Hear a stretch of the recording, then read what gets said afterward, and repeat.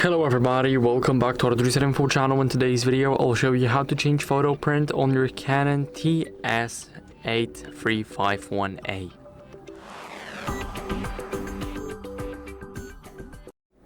So first go to home in the app, now go to photo print, and here you guys can either choose a smartphone or import from Canon Camera Connect, or you can select cloud services. So let's go for the smartphone. Now let's go for the random pics. So let me just choose something that's looking good. I think I'll just choose the first one.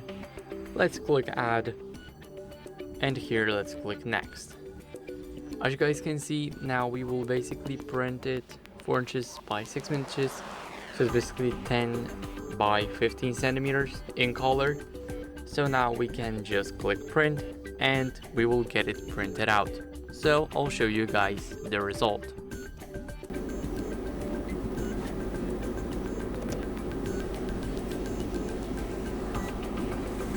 And as you guys can see, the printing is completed, so let's just click OK. And here, as you guys can see, we have the result. It's not looking the best, but it is also the picture issue, but this photo looks amazing. So that'd be it for the video. I hope it was helpful, and if it was, then leave a like, sub and a comment, and I'll see you in the next one.